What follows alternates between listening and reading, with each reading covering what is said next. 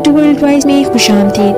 اگر آپ کو میری ویڈیو اچھی لگے تو اس کو لائک اور چینل کو ضرور سبسکرائب کر دیجیے گا اور ساتھ ہی بیل آئیکن کے بٹن پر کلک کر دیجیے گا تاکہ آپ کو میری ویڈیوز پر وقت مل سکیں۔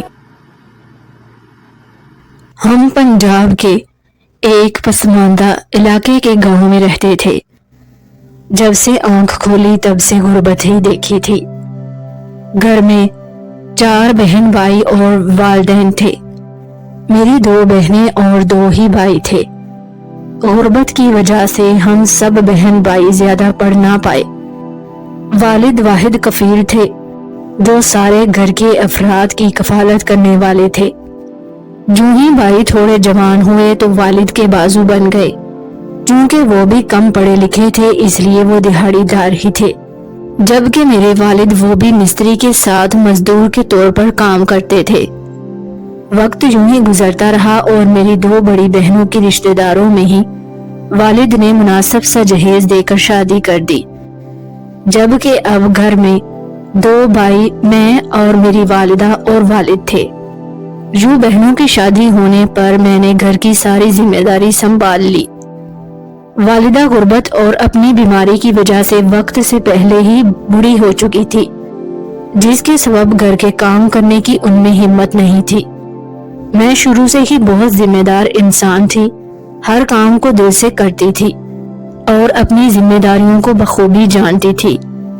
گھر میں سب افراد میری اس خوبی سے اچھی طرح سے واقف تھے اور سب میرے کام سے بہت خوش تھے۔ بڑھتی ہوئی مہنگائی کی وجہ سے گھر کے مالی حالات مزید خراب رہنے لگے۔ تب والد نے اپنا روزگار بدلنے کی کوشش کی تاکہ گھر کے حالات کچھ بہتر ہو سکیں۔ چونکہ اب وہ بھی ضعیف ہو چکے تھے اس وجہ سے وہ اب مزدوری نہیں کر پاتے تھے، مگر گھر میں اتنے پیسے نہ تھے جس سے کوئی کاروبار کر پاتے، جبکہ بھائی وہ بھی دہاڑی دار تھے۔ انہی دنوں میرے والد کے تایا زاد جو کہ عرصہ دراز سے کراچی میں رہائش پذیر تھے، وہ محنت مزدوری اور روٹی کمانے کے سلسلے میں گاؤں کو چھوڑ کر کراچی میں جا بسے تھے۔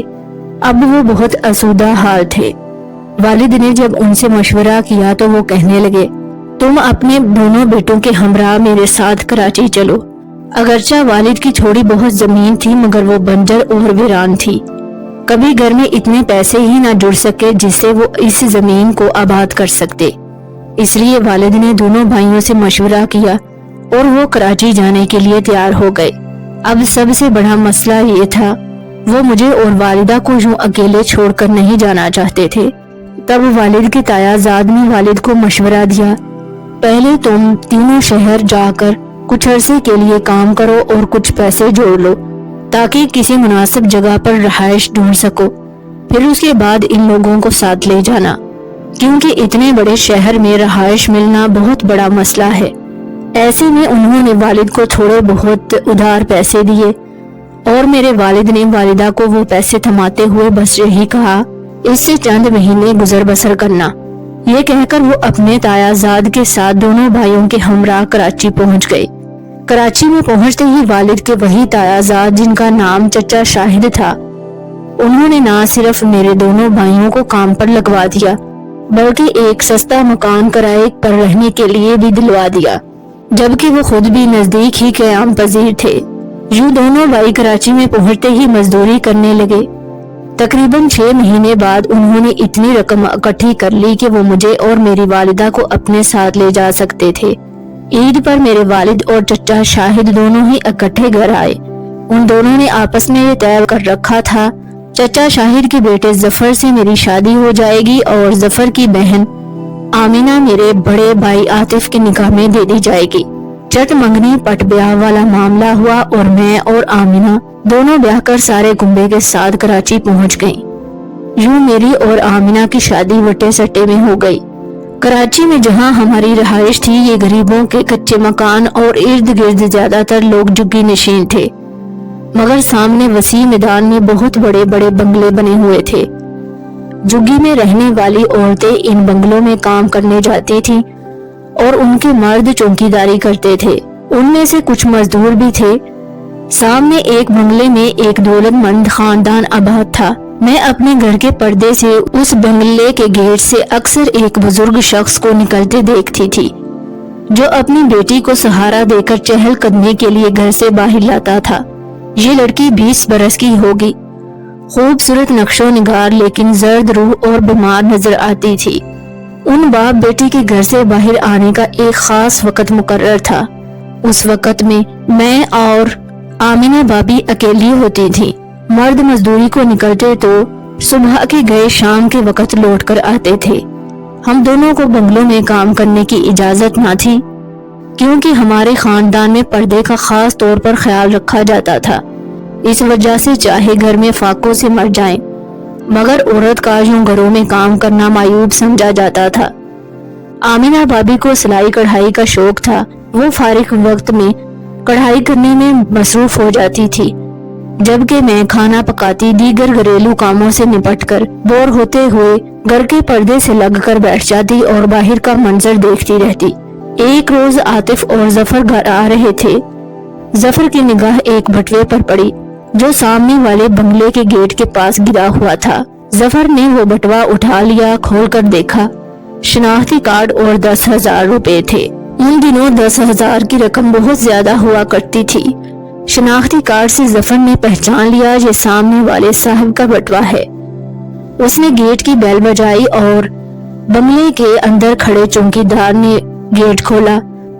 जफर ने उसको बटवा दिया और कुछ कहा। तभी चौकीदार फौरन से अंदर गया और उसके साथ ही बंगले वाले साहब भी बाहर आ गए और उन्होंने जफर का शुक्रिया अदा करते हुए बहुत ज्यादा खुशी का इजहार किया। वो जफर की इस दयानतदारी से बहुत खुश हुए। उन्होंने जफर को अपनी फैक्ट्री में काम करने के लिए कहा, ये कहते हुए तुम दयानतदार आदमी हो और मुझको ऐसे आदमी की ही तलाश थी। अगर तुम मैट्रिक पास हो तो मैं तुमको अच्छी तनख्वाह दूंगा। जफर ने मैट्रिक पास किया था और वो मेहनत मजदूरी भी नहीं करना चाहता था, किसी नौकरी की तलाश में ही था, इसलिए उसने जल्दी से वो पेशकश कबूल कर ली। अगले रोज सिर्फ मेरा भाई आतिफ ही मजदूरी पर गया, जबकि जफर फैक्ट्री में मुलाजमत करने लगा, जहां पर उसका मजदूरों की हाजिरी लगाना और उनकी रोजाना की उजरत का हिसाब रखना था। उसे इस काम की बहुत अच्छी तनख्वाह मिल रही थी और वो इस काम से बहुत खुश था। अल्लाह ने इस तरह हमारी सुन ली। मगर उन्हीं दिनों कराची के हालात कुछ खराब रहने लगे तो मेरे ससुर ने हम खवातीन को वापस हमारे गांव भिजवा दिया और आतिफ भाई को अपने किराए के मकान में बुला लिया, जबकि जफर वो बंगले में जमील साहब के क्वार्टर हाउस में रहने लगा। यूं उसको मुफ्त में रहाइश मिल गई थी। कई महीने गुजर गए और जमील साहब ने जफर को ड्राइविंग भी सिखला दी। अपना जाती ड्राइवर रख लिया, क्योंकि जफर बहुत खुश इखलाक, फरमाबरदार और जिम्मेदार लड़का था। जबकि उन्हीं दिनों जमील साहब का पुराना ड्राइवर बीमार होने के सबब मुलाजमत छोड़ चुका था, इसलिए जमील साहब को काबिल एतबार ड्राइवर की जरूरत थी और उनकी नजर में जफर से बढ़कर कोई काबिल एतबार ड्राइवर नहीं हो सकता था। इसलिए अब जफर उनकी फैक्ट्री की बजाय उनकी ड्राइवरी की मुलाजमत करने लगा। जमील साहब का एक ही बेटा था और वो भी पढ़ने की गरज से मुल्क से बाहर गया था। आला तालीम हासिल करके वहीं पर सेट हो गया। बेटी भी एक ही थी और वो भी बीमार थी। उसकी बीमारी भी अजीबो गरीब थी। किसी की समझ में भी उस लड़की का मर्ज नहीं आता था। उस लड़की का नाम मारिया था। उसको दौरे पड़ते थे, जिसकी वजह से वो इतनी लागिर हो गई थी कि अब सहारे के बगैर नहीं चल सकती थी। वो घर में भी व्हीलचेयर पर रहती थी। जमील साहब हर हफ्ते उसको डॉक्टर के पास ले जाते थे। मारिया को फिजियोथेरेपी के लिए बाकायदगी से ले जाया जाता था ताकि वो चलने फिरने के काबिल हो सके। मारिया बहुत कम खुराक लेती थी, जिसके सबब वो नहायत कमजोर हो गई थी और बगैर सहारे की खड़ी भी नहीं हो सकती थी। जबकि जफर के जिम्मे अब जमील साहब ने ये काम भी लगा दिया कि वो बाकायदगी से मारिया को अस्पताल ले जाया करे। घर में मारिया की सौतेली वालिदा थी, शायद वो उससे इतना लगाव नहीं रखती थी। इस वजह से मारिया अब जफर के साथ अकेले ही अस्पताल जाने लगी, जबकि जमील साहब अपने काम में बहुत ज्यादा मसरूफ हो गए थे। ये सब बातें जफर अक्सर मुझे फोन पर बताया करता था। ये उन दिनों की बात है जब मोबाइल आम नहीं होता था। टेलीफोन थे और वो भी हर घर में न थे। पीटीसीएल का जमाना था। جب بھی وہ فون کرتا تو میں ہمسائی کے گھر میں جا کر اس کا فون سنتی تھی۔ ایسے میں وہ ہفتے میں 1-2 بار ہی کال کرتا تھا۔ جب سے اس نے ماریا کو ہسپتال لے کر آنے جانے کی ذمہ داری لی تھی تب سے وہ بات بہت کم کرنے لگا تھا۔ یہ کہتے ہوئے جمیل صاحب نے مجھ پر اعتماد کرتے ہوئے اتنی بڑی ذمہ داری مجھ کو سونپی ہے، اس لیے میں نہیں چاہتا ان کے اعتماد کو کوئی ٹھیس پہنچے۔ پھر اس کے بعد ظفر میری والدہ کی انتقال پر آیا۔ ظفر کو میں نے بہت دیر بعد دیکھا تھا۔ خوبصورت تو اگرچہ وہ پہلے ہی تھا، مگر جمیل صاحب کے بنگلے میں ملازمت کرتے ہوئے اس کی شخصیت میں عجب تبدیلی آ چکی تھی۔ نہ صرف اس کا لباس تبدیل ہوا تھا بلکہ اس کے بات کرنے کا انداز بھی بدل گیا تھا۔ ظفر کو دیکھتے یوں لگتا تھا جیسے ظفر اس بنگلے میں ملازمت نہیں بلکہ اس بنگلے کا مالک بن گیا ہے۔ ظفر کو اس قدر اچھی حالت میں دیکھ کر میں بہت خوش ہوئی، مگر میں یہ نہیں جانتی تھی یہ بدلاؤ میرے لیے خوشی کا سبب نہیں بلکہ دکھ کا سبب بنے گا۔ والدہ کے انتقال کے بعد تیسرے روز ظفر کراچی جانے کے لیے تیار تھا، جبکہ میں بہت اداس تھی۔ اسی اداسی میں نے اس کے کپڑے بیگ میں ڈال دیے، جبکہ ظفر پیار بھرے لہجے سے مجھے سمجھانے لگا، اداس کی ہوتی ہو تم دیکھنا، کچھ ہی مہینوں میں ہماری زندگی بالکل بدل جائے گی اور میں تمہیں اپنے ساتھ کراچی لے جاؤں گا، تب تک تم میرا انتظار کرنا۔ میں اس کی دلائی ہوئی امید پر یقین کر بیٹھی اور پھر اچھے وقت کے ساتھ ساتھ ظفر کے لوٹ کر آنے کا انتظار کرنے لگی، مگر ظفر لوٹ کر نہیں آیا تھا۔ جب سے وہ کراچی واپس گیا تھا اس نے ایک بار بھی کال نہیں کی تھی، یہاں تک کہ اس نے بتانا بھی مناسب نہیں سمجھا تھا کہ وہ خیر خیریت سے کراچی پہنچ گیا۔ چند روز میں نے صبر کیا، پھر جب صبر جواب دے گیا تو میں نے اپنے بھائی کو فون کیا جو کہ اس وقت کراچی میں ہی کام کرتے تھے، جبکہ چھوٹا بھائی اب واپس گاؤں میں آ کر جوڑے ہوئے بیسوں سے کھیتوں کو ہموار کرنے میں لگ گیا تھا۔ والد بھی والدہ کے فوت ہونے کے بعد واپس کراچی نہیں گئے تھے۔ خیر بڑے بھائی کو فون کیا تو انہوں نے ظفر سے بنگلے میں جا کر بات کی اور پھر ظفر نے مجھ سے کہا مجھے صبر سے کام لینا ہوگا اور جو رشتہ داروں میں ہم دونوں میاں بیوی کی باتیں آئندہ سے نہ کروں۔ یہ سمجھاتے ہوئے اس نے پھر سے فون بند کر دیا، جبکہ میں خاموشی سے اس کی باتیں سنتی رہی۔ پھر اس کے بعد ظفر نے نہ ہی فون کال کی اور نہ ہی میں نے کسی سے کچھ کہا۔ دھیرے دھیرے یوں ہی وقت گزرتا رہا اور ہفتے مہینوں میں اور مہینے سالوں میں بدل گئے۔ نہ ہی ظفر آیا اور نہ ہی اس کی کوئی کال آئی۔ اب تو بڑے بھائی بھی گاؤں میں واپس آ چکے تھے، کیونکہ چھوٹے بھائی کی محنت رنگ لے آئی تھی اور کھیتوں سے گھر میں کمائی آنے لگی تھی۔ بڑے بھائی نے بھی واپس پہنچتے ہی چھوٹے بھائی کے ساتھ مل کر اور زمین ٹھیکے پر لے لی تھی، یہ سوچتے ہوئے ایک ساتھ رہیں گے سکون سے تو رہیں گے۔ ویسے بھی گاؤں کے لوگ کہاں شہر کی دنیا میں رچ بس سکتے تھے، وہ تو پیسے جوڑنے کے لیے کراچی میں گئے تھے اور اتنی رقم وہ جوڑ چکے تھے جس سے وہ 2 وقت کی روٹی کا آسانی سے انتظام کر سکتے تھے۔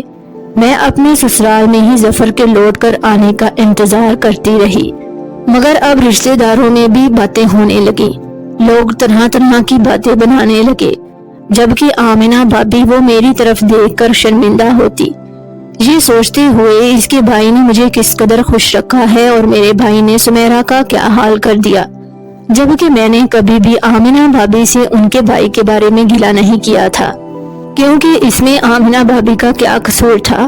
آخر کار بڑے بھائی کو مجھ پر ترس آیا اور وہ پھر سے کراچی گئے تاکہ ظفر کی خیر خیریت معلوم کر سکے، مگر جب وہ بنگلے پر پہنچے تو وہاں پر ظفر کے ساتھ ساتھ جمیل صاحب اور ان کی بیٹی بھی غائب تھے، یعنی وہ بنگلہ خالی پڑا تھا، صرف وہاں پر ایک چوکی دار رکھا گیا تھا۔ چوکی دار سے پوچھا تو اس نے یہی کہا وہ پچھلے 6 مہینے سے یہاں پر ملازمت کر رہا ہے، وہ بس اتنا جانتا ہے جمیل صاحب یہ شہر چھوڑ کر کہیں اور رہتے ہیں، اس کے علاوہ وہ اور کچھ بھی نہیں بتائے گا، کیونکہ وہ میرے بھائی کو نہیں جانتا تھا، اس لیے کسی اجنبی کو معلومات دینا خطرے سے باہر نہ تھا۔ یوں بھائی کراچی سے مایوس ہو کر لوٹے اور آتے ہی میرے سر پر شفقت سے ہاتھ رکھتے ہوئے اپنی نم آنکھوں سے مجھے دیکھتے ہوئے کہنے لگے، ظفر کا خیال دل سے نکال دو تو اچھا ہوگا، کیونکہ بنگلے میں اب نہ تو ظفر ہے اور نہ ہی جمیل صاحب، کسی کو بھی ان کے بارے میں کچھ معلوم نہیں، وہ سب کدھر گئے۔ یہ بات سنتے ہی میں بری طرح سے ٹوٹ گئی۔ دل میں انتظار کی جو چنگاری تھی وہ آگ بن کر بھڑک اٹھی، مگر میں نے ظفر سے وعدہ کیا تھا کہ میں اس کا انتظار کروں گی۔ ایک باوفا بیوی ہونے کا ہر کردار نبھایا۔ 5 سال تک میں نے ظفر کا انتظار کیا، جبکہ آمنہ بھابی اب 2 بچوں کی ماں تھی۔ میں بچوں کو دیکھتی اور دل میں حسرت بڑھتی۔ اگر آج میرے پاس بھی کوئی بچہ ہوتا تو میں اس سے اپنا دل بہلا لیتی۔ بڑی 2 بہنیں تھیں جو اپنے گھر میں خوشحال تھیں۔ والدہ فوت ہو گئی تھی، کس سے اپنی دل جوئی کرتی۔ بھابی آمنہ اگرچہ اچھی تھی مگر اس سے بات کرتے ہوئے کتراتی تھی، کیونکہ وہ ہمیشہ میری حالت کی مجرم اپنے آپ کو سمجھتی تھی۔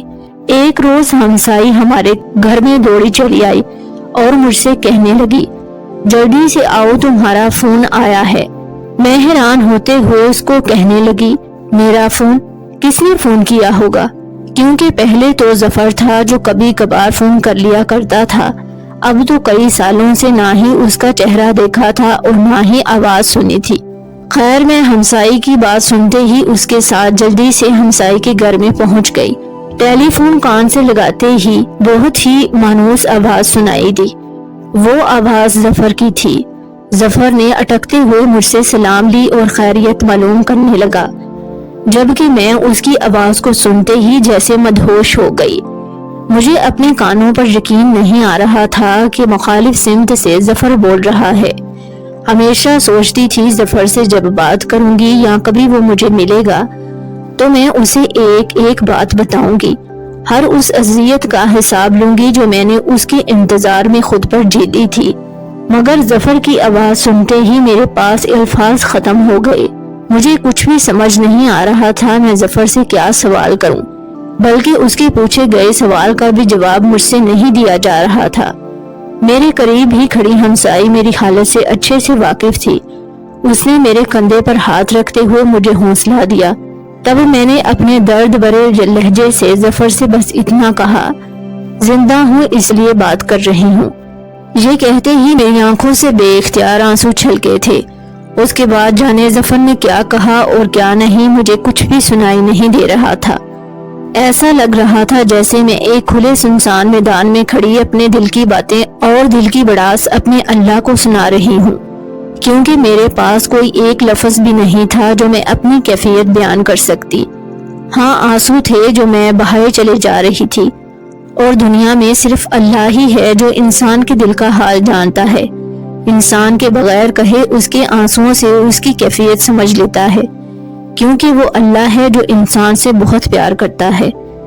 مجھے روتا ہوا دیکھ کر ہمسائی نے مجھ سے ٹیلی فون لے کر ظفر سے کہا، سمیرہ کی حالت ٹھیک نہیں، اگر کوئی پیغام دینا ہے تو مجھے بتا دو، میں اسے تمہارا پیغام دے دوں گی۔ پھر جانے ظفر نے ہمسائی سے کیا کہا، کیونکہ ہمسائی نے تقریباً 30 منٹ تک ظفر سے بات کی اور میں وہیں پر زمین بوس ہو کر پھوٹ پھوٹ کر روتی رہی۔ فون کال بند ہونے پر ہمسائی نے مجھے پانی لا کر دیا اور مجھے تسلی دیتے ہوئے چپ کروانے لگی۔ پھر میری کچھ طبیعت سنبھلی تو وہ مجھے ظفر سے کی ہوئی باتیں بتانے لگی، یہ کہتے ہوئے، ظفر اپنے کیے ہوئے پر پشیمان ہے۔ اصل میں وہ جس بنگلے میں کام کرتا تھا وہاں پر ماریہ بیگم اس پر فدا ہو چکی تھی۔ اس کی بیماری ظفر کی وجہ سے ٹھیک ہونے لگی تھی، کیونکہ ماریہ کو اس کے مگیتن نے دھوکہ دیا تھا، جس کا صدمہ وہ دل پر لگا کر بیماری بنا چکی تھی۔ ظفر سے ملنے کے بعد اسے ظفر سے محبت ہو گئی تھی اور وہ جینے لگی تھی۔ جب ماریہ کے والد نے یوں ماریہ کی حالت میں بہتری آتے ہوئے دیکھی تو وہ سمجھ گئے کہ ماریہ ظفر کو پسند کرنے لگی ہے، شاید اسے جینے کی کوئی وجہ مل گئی ہے، اس لیے وہ دوبارہ سے جینا چاہتی ہے۔ جب ماریہ کے والد جمیل صاحب نے ظفر سے یہ بات کی، اگر تمہیں کوئی اعتراض نہ ہو تو میں چاہتا ہوں تم ماریہ سے شادی کر لو، مجھے ایسے ہی ایک داماد کی ضرورت تھی جو میری بیٹی کو سہارا دے سکے، اگرچہ میرے پاس کسی چیز کی کوئی کمی نہیں، ہاں بیٹی کے لیے تم سے بھیک مانگ رہا ہوں۔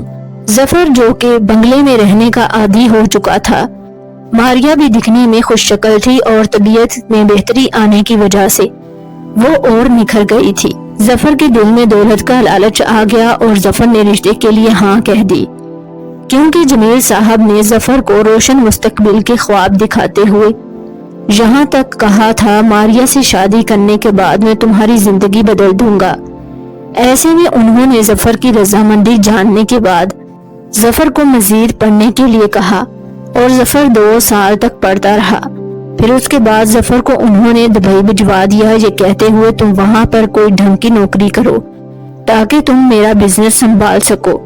ظفر پچھلے 2 سال سے دبئی میں نوکری کرتا ہے، اگرچہ اس کے پاس اتنا بڑا ڈپلومہ یا ڈگری تو نہ تھی جو وہ کوئی اچھی تنخواہ والی نوکری کر سکتا، اس لیے جمیل صاحب کے کہنے پر اسے ایک معقول سی نوکری مل گئی تھی جس سے وہ اپنا گزر بسر کر رہا تھا۔ ایسے میں اسے تمہارا کئی بار خیال آیا، مگر وہ یہ سوچتا تھا ماریہ سے شادی کر کے اس کے حالات بدل جائیں گے اور پھر شادی کے کچھ عرصے بعد وہ تمہیں بھی اپنے ساتھ کراچی میں لے جائے گا، اور تم جو اس سے والہانہ محبت کرتی تھی اسے یقین تھا کہ تم ہر حالت میں اس کو قبول کر لو گی اور اس کا ہر طرح کے حالات میں ساتھ دو گی۔